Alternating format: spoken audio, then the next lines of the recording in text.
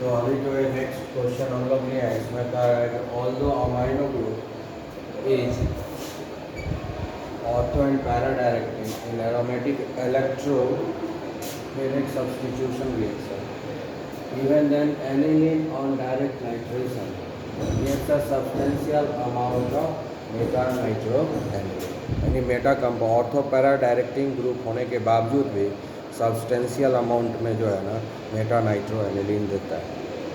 उसका रीज़न क्या है? ठीक है, यही बात पूछ रहा है।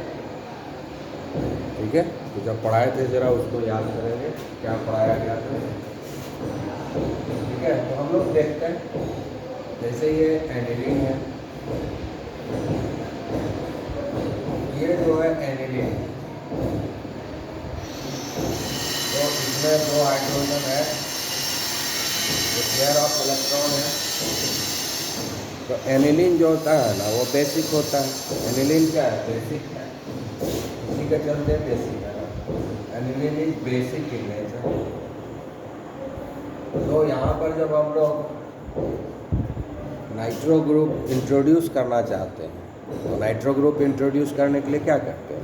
Concentrated sulphuric acid and concentrated nitric acid का मिक्सचर क्या लेते हैं हम लोग?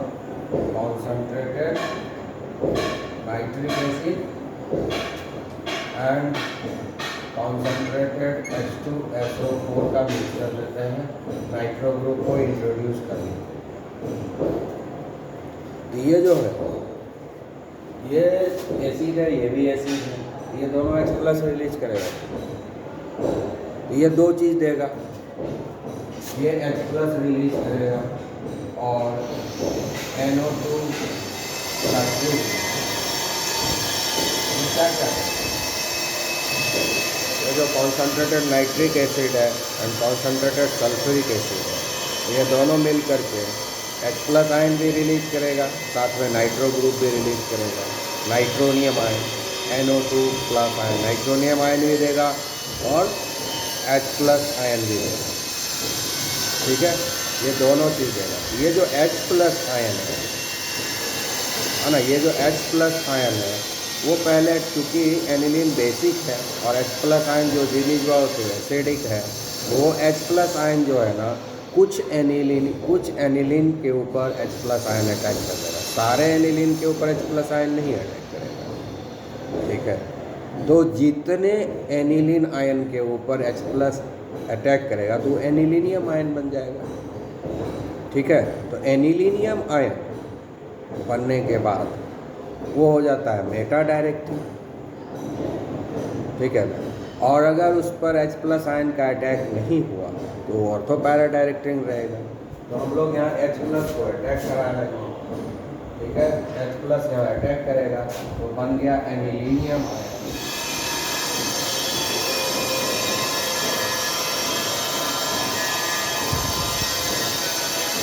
ये हो गया एनिलीनियम।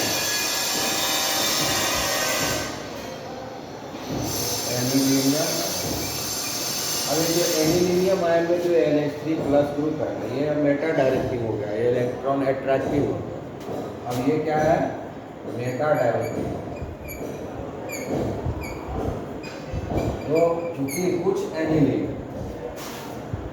कुछ एनिलीन एनिलीनियम आयन में कन्वर्ट हो जाता है अराउंड 47%। कुछ क्या कहोगे? सब्सटेंशियल अमाउंट 47%, और अराउंड 47% एनिलीन जो है उसके ऊपर H प्लस आयन अटैक कर देता है और एनिलीनियम आयन बना देता है। और ये जो एनिलीनियम आयन में जो NH2 प्लस ग्रुप है, ये जो NH3 प्लस ग्रुप है, ये मेटा डायरेक्टिंग है। ये जो NH3 प्लस ग्रुप है एनिलीनियम आयन में, ये क्या है? Meta directing. तो जो मेटा डायरेक्टिंग है तो इनकमिंग ग्रुप को कहाँ भेजेगा? नाइट्रो पर भेजेगा। इसीलिए जब ये नाइट्रोनियम आयन सेकेंड स्टेज में जब नाइट्रोनियम आयन अटैक करेगा तो मेटा पर जाएगा। ठीक है,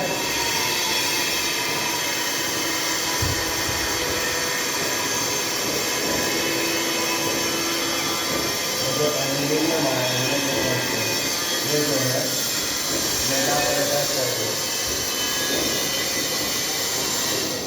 ठीक है, और फिर जो है वो H+ रिमूव हो जाएगा। ठीक है, उसके बाद फिर यह है नेक्स्ट स्टेप में वाटर के प्रेजेंस में H+ को रिमूव कर देगा, ये इस पर आ जाएगा।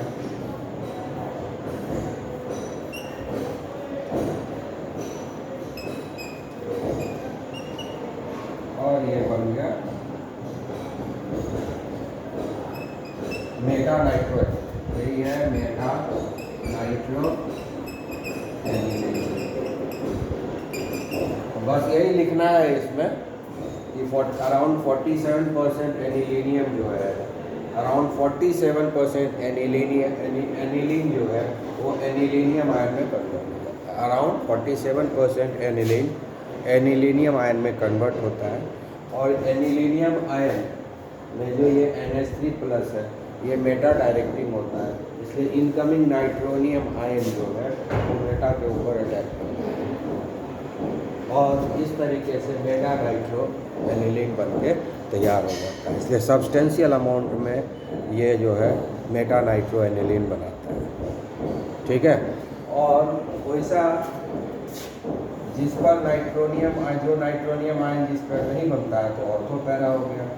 NO2+ जो है डायरेक्ट अटैक किया, H+ का अटैक हुआ नहीं, डायरेक्ट NO2+ अटैक किया तो ऑर्थो पैरा बन गया, क्योंकि ये और नेचुरली है ऑर्थो पैरा डायरेक्टिंग है तो ये ऑर्थो बनेगा। ठीक है, ये NH2 हो गया, ये ऑर्थो बनेगा और पैरा भी बनेगा। ठीक है,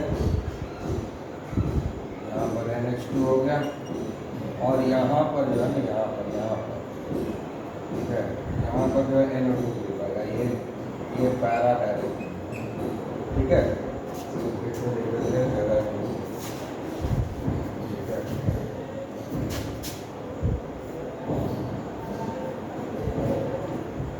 यहाँ NO2 पाएगा, ये जो है NO2 यहाँ आएगा, ये NH2 हो गया। ये जो पैरा है ना ये 51% बनता है और ये जो ऑर्थो है ना ये 2% बनता है। तो इस तरीके से 100% हो गया। तो 47% एनिलीन जो है उसमें H+ आयन का अटैक हो जाता है, एनिलीनियम आयन बन जाता है और फिर मेटा प्रोडक्ट बनता है। बाकी जो बच गया 53% वो जो है कुछ ऑर्थो में कन्वर्ट होगा, कुछ पैरा में कन्वर्ट हो जाता है ना। 2% जो है ऑर्थो में कन्वर्ट होता है और 51% जो है पैरा में कन्वर्ट हो जाएगा। तो यही रीज़न है, इसको आप थ्योरी में इस तरह से रिएक्शन दिखा करके थ्योरी में आप एक्सप्लेन कर देंगे, आपको कोई दिक्कत। अब ये नेक्स्ट क्वेश्चन है, कह रहा है कि aniline does not undergo Friedel-Crafts reaction, है ना। एनिलीन जो है फ्रीडल-क्राफ्ट रिएक्शन में पार्टिसिपेट नहीं करता है, उसका रीज़न क्या है ना, जानना पड़ेगा। सारे इलेक्ट्रोफिलिक सब्स्टिट्यूशन रिएक्शन में होता है लेकिन एनिलीन में नहीं होता है। OH ग्रुप में होता है, क्लोरो ग्रुप में होता है, ब्रोमो ग्रुप में होता है। लेकिन जब NH2 ग्रुप अटैच है एनिलीन में बेंजीन रिंग से तो यहाँ पर फ्रीडल-क्राफ्ट रिएक्शन नहीं होता है। उसका मेन रीज़न है कि बाकी जितना भी है वो सब तो बेसिक नहीं था, लेकिन एनिलीन तो हाईली बेसिक है। तो बेसिक नेचर होने के चलते ये पेयर ऑफ इलेक्ट्रॉन डोनेट करता है और जो फ्रीडल-क्राफ्ट रिएक्शन कराते हैं उसमें हम लोग क्या यूज़ करते हैं, एसिडिक सब्सटेंस यूज करते हैं। ठीक है, उसमें क्या क्या यूज़ करेंगे हम लोग फ्रीडल-क्राफ्ट रिएक्शन में, हम लोग जो है यूज क्यों करते हैं, एल्यूमिनियम क्लोराइड को यूज करते हैं। और एल्यूमिनियम क्लोराइड जो होता है ना वो एसिडिक इन नेचर होता है, इलेक्ट्रॉन डेफिशिएंट है उसका सेंट्रल एटम। ठीक है ना, तो इसीलिए यहाँ पर ये सॉल्ट बना देता है। ठीक है, तो अब कौन सा सॉल्ट बनाता है ज़रा देख लें। और सॉल्ट जब बन जाता है तो वही NH2+ ग्रुप आ जाता है। NH2+ ग्रुप क्या हो जाता है, डीएक्टिवेटिंग एजेंट हो जाता है, वो बेंजीन रिंग को डीएक्टिवेट कर देता है, जिसके चलते इलेक्ट्रोफिलिक सब्स्टिट्यूशन नहीं हो पाता है। तो ठीक है, अब देखते हैं क्या करना है। ये हो गया हमारा एनिलीन। ठीक है, ये एनिलीन है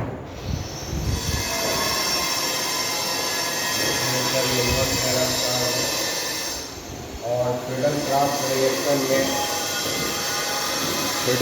रिएक्शन में हम लोग कैटलिस्ट के रूप में जो एनहाइड्रस LCl3 यूज़ करते हैं। क्या क्या यूज़ फिडलक्राफ्ट रिएक्शन में क्या क्या यूज़ करते हैं? जैसे Cl2 प्लस AlCl3 यूज़ करते हैं, यही है फिडलक्राफ्ट। या CH3Cl प्लस AlCl3 यूज़ करते हैं, यही है ना फिडलक्राफ्ट रिएक्शन। कोई भी अल्काइल ग्रुप याद दे सकते हैं। तो इसमें ये फिडलक्राफ्ट कैटलिस्ट है। फिडलक्राफ्ट रिएजेंट AlCl3 को बोलते हैं। और AlCl3 क्या होता है? एसिडिक होता है ना। लुईस एसिड है वो, क्योंकि AlCl3 में जो Al है ना वो इलेक्ट्रॉन डेफिशिएंट है, उसके पास 6 इलेक्ट्रॉन ही है। तो पेयर ऑफ इलेक्ट्रॉन वो एक्सेप्ट कर सकता है, और जो पेयर ऑफ इलेक्ट्रॉन एक्सेप्ट करता है वो एसिड है। और यहाँ पर जो है एनिलीन है, उसके में जो नाइट्रोजन है उसके पास 1 pair of electron, non bonding 1 pair of electron है, एक लोन पेयर ऑफ इलेक्ट्रॉन है जो वो डोनेट कर सकता है। तो वो इलेक्ट्रॉन देने के लिए तैयार है, AlCl3 इलेक्ट्रॉन लेने के लिए तैयार है, तो आपस में रिएक्शन हो जाएगा। तो यहाँ पर यही प्रॉब्लम होता है कि जिसको हम कैटलिस्ट के रूप में यूज करते हैं फिडलक्राफ्ट रिएक्शन में, वो कैटलिस्ट ही एनिलीन से रिएक्ट कर जाता है। बाकी जगह ऐसा नहीं होता है कि AlCl3 रिएक्ट करता है, वो कैटलिस्ट के जैसा काम करता है, ठीक है ना। तो इलेक्ट्रोफाइल वो जनरेट करता है, यहाँ पर वो इलेक्ट्रोफाइल कैसे जनरेट करेगा? वो खुद ही रिएक्शन कर जाता है ना। बाकी जगह कहीं भी फिडलक्राफ्ट रिएक्शन जब कराते हैं तो उसमें AlCl3 किसी चीज़ से रिएक्शन नहीं करता है, वो उसका मेन काम है इलेक्ट्रोफाइल जनरेट करना, और जनरेट करता है। लेकिन जब एनिलीन के साथ रिएक्शन कराते हैं तो ये इलेक्ट्रोफाइल जनरेट नहीं कर पाता, ये खुद ही यूज हो जाता है रिएक्शन में, ठीक है। एनिलीन के साथ डायरेक्टली रिएक्शन करके वो सॉल्ट बना देता है, तो बेंजीन भी डीएक्टिवेटेड हो जाता है और AlCl3 खुद यूज हो जाएगा, तो फिर वो इलेक्ट्रोफाइल कैसे क्रिएट करेगा? तो ये दोनों समस्या के चलते एनिलीन जो है फिडलक्राफ्ट रिएक्शन नहीं दे पाता है, ठीक है।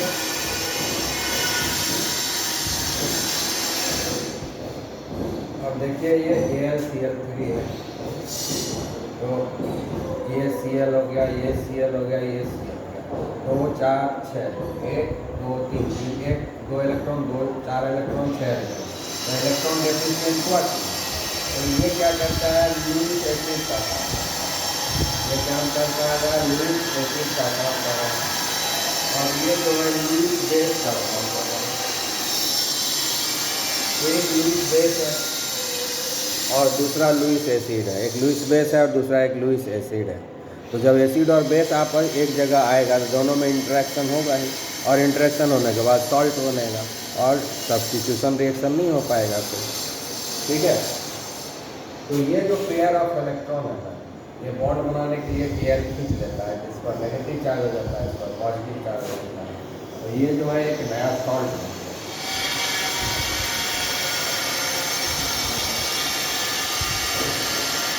और इसी के लिए जुड़ जाएगा तो यहाँ नेगेटिव चार्ज आ गया और यहाँ पॉजिटिव चार्ज आ गया। अब देखो इस पर पॉजिटिव, क्योंकि ये पेयर ऑफ इलेक्ट्रॉन को खींच लिया एल्यूमिनियम, पेयर ऑफ इलेक्ट्रॉन को एल्यूमिनियम अपने तरफ खींच लिया, तो नाइट्रोजन के ऊपर पॉजिटिव चार्ज आ ही जाएगा, है ना।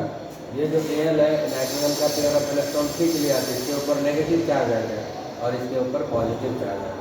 तो जब इसके ऊपर पॉजिटिव चार्ज आ जाएगा तो ये बेंजीन रिंग क्या हो जाएगा? डीएक्टिवेटेड हो जाएगा। डीएक्टिवेटेड हो जाएगा तो इलेक्ट्रोफिलिक सब्स्टिट्यूशन रिएक्शन तो नहीं ना देगा। और दूसरा हुआ कि जो हमारे पास यहाँ कैटलिस्ट है, वो कैटलिस्ट का काम क्या है? इलेक्ट्रोफाइल जनरेट करना। लेकिन यहाँ पर जो है कैटलिस्ट जो है खुद ही यूज हो जा रहा है रिएक्शन में, खुद ही जो है पार्टिसिपेट कर रहा है रिएक्शन में, तो वो भी बचा नहीं इलेक्ट्रोफाइल को जनरेट करने के लिए। इसीलिए इस रिएक्शन में ये जो है फिडलक्राफ्ट रिएक्शन नहीं देता है, ठीक है। तो इसको आप जो है थ्योरी इस तरह से रिएक्शन लिख करके थ्योरी में आप अच्छे से रिएक्शन कर देंगे, ठीक है। तो यहाँ पर कैटलिस्ट का यूज हो जाता है, तो फिडलक्राफ्ट रिएक्शन के लिए कैटलिस्ट ज़रूरी है, और ये कैटलिस्ट जो है यूज हो जाता है रिएक्शन में। तो कैसे फिडलक्राफ्ट रिएक्शन? तो ये जो 2-3 रीजन जो हम बताए आपको, इसको आप थियोरेटिकली अच्छे से अपने लैंग्वेज में लिख लेंगे, ओके। ये रिएक्शन लिख करके फिर में आप दिखा देंगे, यही सॉल्ट बन रहा है ना, यही सॉल्ट है। क्लियर? ओके। तो यहाँ कह रहा है नेक्स्ट क्वेश्चन जो कह रहा है, क्या कह रहा है कि diazonium salt of aromatic amines are more stable than those of aliphatic amines. मतलब जो डाइजोनियम सॉल्ट है एरोमेटिक अमाइंस का वो ज़्यादा स्टेबल है इसके कंपैरिजन में salt of aliphatic amines, salt of aliphatic amines. ठीक है, तो दोनों का एक एग्जाम्पल लेते हैं, कंपैरिजन करके देख लेते हैं कौन बेस्ट है।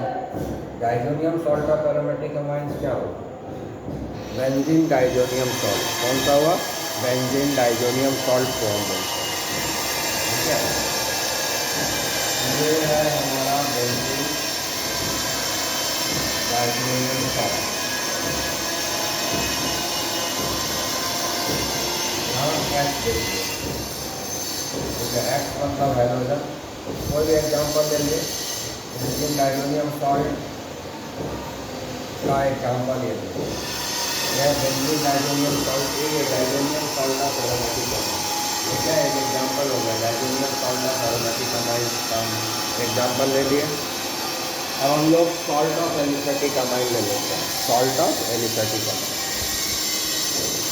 Salt of aliphatic amine. ठीक है, तो सॉल्ट ऑफ एलिफेटिक अमाइंस को भी लेना है। ठीक है, तो कौन ज़्यादा स्टेबल होगा ये देखना है। ठीक है, and teach you in the next lecture rest of the things. Okay.